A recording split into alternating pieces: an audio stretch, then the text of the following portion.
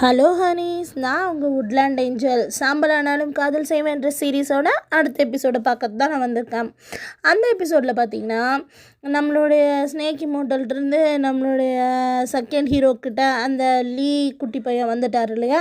அப்போ அவங்க நீ என்னை தேர்ந்தெடுத்துருக்கு ரொம்ப நன்றிப்பா அப்படின்னு அவங்கக்கிட்ட எல்லாம் சொல்லி அனுப்பிச்சிட்டு அப்போ சொல்கிறாங்க, நான் ரொம்ப மாறிட்டேனா அப்படின்னு கேட்கும்போது அந்த அசிஸ்டன்ட் சொல்கிறாங்க இல்லை அப்படின்னு சொல்கிறாங்க. அப்போ அதுக்கு அவர் சொல்கிறாரு, நான் நல்லவனாக இருக்கும்போது ஹீரோவும் ஹீரோட அம்மாவும் என்னை ரொம்ப கஷ்டப்படுத்துகிறாங்க.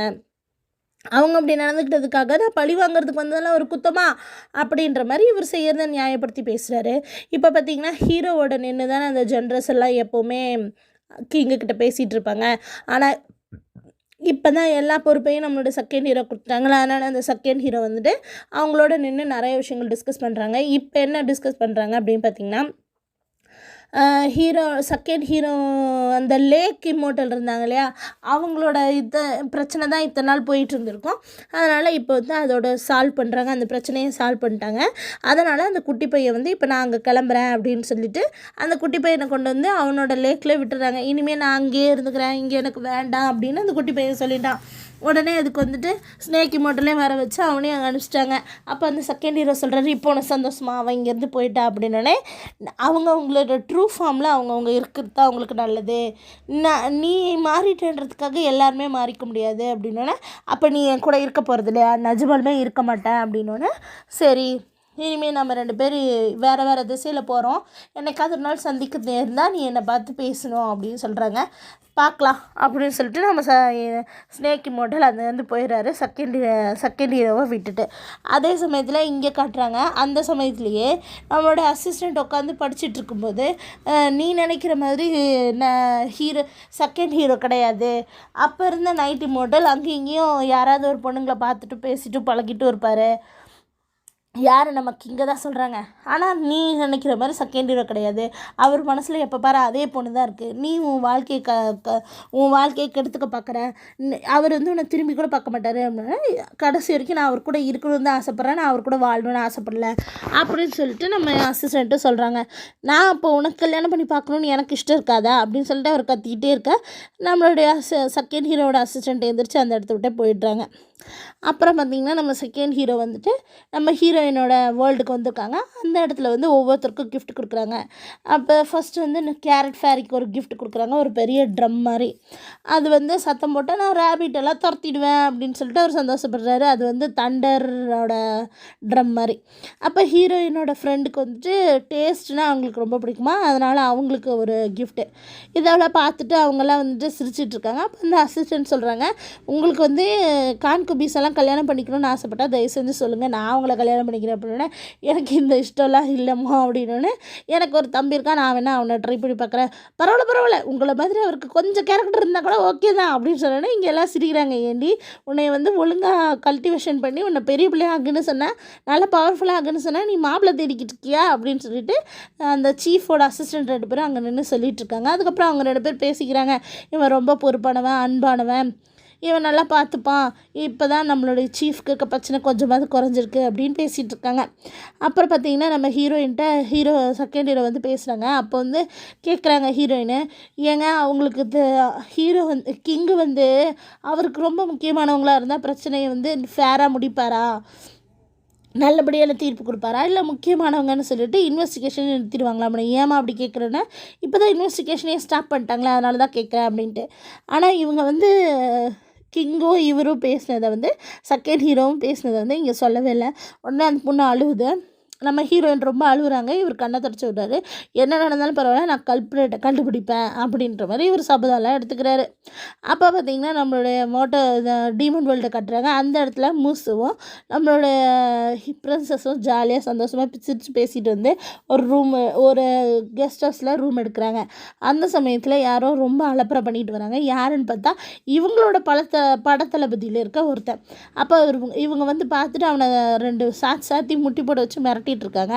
அப்போ வந்து நீங்களும் வாங்க, அரசர் ரொம்ப சந்தோஷப்படுவார் அப்படின்னு சொல்லும்போது, இல்லை நான் எப்போ வரணுமோ அப்போ வந்துக்கிறேன், நீ கிளம்பு அப்படின்னு சொல்லிட்டு இவங்க வராங்க. அப்போ அவனுக்கு தளபதியோட அசிஸ்டண்ட் கேட்குறான், இங்கே பாருங்கள் இப்படியெல்லாம் நடந்துக்கிறீங்களே, உங்களுக்கு கொஞ்சம் கூட மனசாட்சி இல்லையா, இப்படி அவங்க மிரட்டிட்டு போகிறாங்களே, இவங்களை கூப்பிட்டு போய் எதாவது செய்ய வேண்டியதுன்னு அப்படின்னு. இல்லைடா, எல்லா இப்போ இருக்க பவர் எல்லாமே அந்த கெட்ட அரசர்கிட்ட தான் இருக்குது, கொஞ்ச நாளில் எல்லாம் முடிஞ்சதுக்கப்புறம் வந்து இவளை நம்ம பேசிக்கலாம் அப்படின்னு சொல்லிட்டு போகிறாங்க. இங்கே ஒரு ஃபங்க்ஷன் போல் டீமனோட பேலஸில். அங்கே எல்லோரும் ஜாலியாக வந்துட்டு இப்போ டான்ஸ் ஆடுறதையெல்லாம் பார்த்துட்டு சரக்கு அடிச்சிட்ருக்காங்க, அதாவது ட்ரிங்க்ஸ் பண்ணிகிட்ருக்காங்க. அந்த சமயத்தில் வில்லன் வந்து ஏதோ பண்ணிட்டார் போல், அதாவது நம்மளுடைய கெட்ட அரசர் வந்து ஏதோ பண்ணிட்டார் போல் லார்டோட ட்ரிங்க்ஸில். ஏன்னா அவர் அப்படி தான் குறுகுறுன்னு பார்க்குறாரு. லார்டு ட்ரிங்க்ஸுக்கு சாப்பிட்டோன்னே அவர் அப்படியே பிளட் வாமிட் எடுத்து இறந்து போய்ட்டுறாரு. இதுக்கு காரணம் நம்மளுடைய நல்ல அரசர் தான் சொல்லிட்டு அவளை கைது பண்ண போகும்போது நம்ம பிரின்சஸ் வந்து சண்டை போடுறாங்க. இந்த விஷயம்லாம் தெரிஞ்சு அவங்கள கைது பண்ணிட்டு போயிட்டாங்க. சண்டை போட்டப்போ அவங்க விட்டு கொடுக்க மாட்டேன்னு சொல்கிறாங்க. அந்த சமயத்தில் மூசு நடுவில் வந்து செமையாக சண்டை போட்டு, நீ போய் உங்கள் அப்பாவை காப்பாற்று, நான் இவங்களை பார்த்துக்கிறேன் அப்படின்னு சொல்கிறேன். உடனே இவங்களும் போயிடுறாங்க. இங்கே காட்டுறாங்க அரசவையில் நம்மளுடைய ஹெவன்லி பேலஸில் நம்ம ஹீரோவும் அவங்க அசிஸ்டண்ட்டும் பேசிகிட்ருக்காங்க. அப்போ ஹீரோ சொல்கிறாரு, நான் போய் அம்மாவை பார்த்தேன் அப்படின்னோடனே, ஏன் எப்படி சொல்கிறீங்க, உங்கள் அம்மா தான் இதை செஞ்சாங்கன்னு நீங்கள் கண்டுபிடிச்சிட்டிங்களான்னு. அவங்க நான் தான் செஞ்சேன்னு ஒத்துக்கல, ஆனால் நடந்தால் சந்தோஷம்னு சொல்கிறாங்க. நான் எப்படி ஹீரோயினை சமாதானப்படுத்துவேன், எங்கள் அம்மாவை காப்பாற்றுவேன்னு எனக்கு தெரியலன்னு இவர் வருத்தப்பட்டுருக்காரு. அந்த சமயத்தில் செகண்ட் ஹீரோ என்ன பண்ணுறாங்கன்னா, இந்த பிரின்சஸ் வந்து பேலஸில் செகண்ட் ஹீரோவும் கிங்கும் உட்காந்துட்டு இருக்கும்போது வந்து கம்ப்ளைண்ட் பண்ணுறாங்க, இந்த மாதிரி நீங்கள் எங்களை காப்பாற்றுங்க அப்படின்னு சொல்லிட்டு. அப்போ வந்துட்டு இவங்க வந்து காப்பாற்ற முடியாதுன்ற மாதிரி ஏதோ சொல்கிறாங்க. யார் கிங்கோட சேர்ந்துட்டு இந்த செகண்ட் ஹீரோ தான் இந்த மாதிரி கொட்டையை குழப்பி விட்றாரு. ஏன்னா அப்போ தானே இவங்களுக்கு பகைமை ஜாஸ்தி ஆகும் அப்படின்னு சொல்லிட்டு. சப்போர்ட் பண்ண முடியாது, உங்களுக்கு என்ன சம்மந்தம் இருக்குது, நீங்கள் என்னமோ பண்ணிட்டு போங்க, எங்களுக்கு அதை பற்றி தெரியாதுன்ற மாதிரி எடுத்தறிஞ்சு பேசுகிறாங்க. உடனே அந்த பிரின்சஸு கோச்சிட்டு போய்ட்றாங்க. அப்போ வந்து அங்கே இருக்க அந்த இவர் இருக்கார்ல, ஜென்ரலில் ஹெட் இருக்கார், அவர் பின்னாடியே துரத்திட்டு வர்றாரு. அப்புறம் இன்னொரு லார்டு இருக்கார், அந்த லார்டும் நம்ம 3 லார்டும் சேர்ந்து, இல்லை அவங்க இன்னும் நம்ம கூட சப்போர்ட்டிவாக இருந்தால் தான், இல்லைனா நாமளே இப்படி அடிச்சுட்டு ஒருத்தர் சாக வேண்டியது தான், நம்ம போய் அவங்க பிரச்சனையை நம்ம சால்வ் பண்ணோன்னா நாளை பின்னைக்கு ஏதாவது ஒரு பிரச்சனைச்சுன்னு நம்மளுக்கு அவங்க சப்போர்ட்டிவாக இருப்பாங்க அப்படின்னோடனே. உடனே இவங்க செகண்ட் ஹீரோ இருந்துட்டு, சரி அந்த பிரச்சனையை நான் போய் சால்வ் பண்ணுறேன் அப்படின்றாரு. உடனே இருந்துட்டு 3 லார்டு சொல்கிறாரு, ரொம்ப நாளாக தெரிஞ்சது ஃபயர் இம்மோர்டல் தானே, இவர் என்ன பண்ணுவார் அப்படின்னு சொல்லி கேட்டோன்னே உடனே அவங்க அப்பாவும் சரின்றாரு. உடனே கிங்கு சரின்னு சொன்னதுனால செகண்ட் ஹீரோ அவங்கள முறைச்சி பார்க்குறாங்க. அப்படியே டீமண்ட் வேர்ல்டை காட்டுறாங்க. இங்கே வந்து அவங்க அப்பா பிரின்சஸ் நல்ல அரசரை கொண்டு வந்து இங்கே பனிஷ் பண்ணுறதுக்காக வராங்க கெட்ட அரசர். அப்போ பிரின்சஸ் வந்து தடுக்க வராங்க, மூசும் நடுவில் வராங்க. ஆனால் அவங்களோட ஃபுல் ஃபோர்ஸ் அவங்கள வந்து ரொம்ப ரொம்ப பவர்ஃபுல்லாக வந்து அவரை அட்டாக் பண்ணுறதுனால அவர் பிளட் வாமிட் எடுத்துடுறாரு. அந்த சமயத்தில் இவனையே சேர்த்துக்கிட்டு நீங்கள் இங்கே வந்திருக்கீங்களா, இருங்க உங்களையெல்லாம் என்ன பண்ணுற பாருன்னு அவன் திட்டிகிட்டு இருக்கும்போது ஹீரோ அவரோட பவர்ஸை வெளியிட்டுட்டு அங்கேருந்து வராரு. வந்து இவங்க எல்லாத்தையும் பேசி அவங்கள அங்கேருந்து கூட்டிகிட்டு வந்துடுறாரு. அப்போ வந்து இவங்க வந்து நீங்கள் எப்படி எங்கள் விஷயத்தில் தலையிலானும் போது, இல்லை இது எனக்கு வந்து கட்டளை அப்படின்னு சொல்லிட்டு கூட்டிகிட்டு வந்துடுறாரு. அதுக்கப்புறம் இதெல்லாம் 3 லார்டு வந்துட்டு இவங்களோட அசிஸ்டண்ட் கிட்ட இங்கே சொல்லிகிட்ருக்காங்க. அப்போ இதை பற்றி இன்வெஸ்டிகேஷன் பண்ணுறத நம்மளுக்கு காட்டுறாங்க.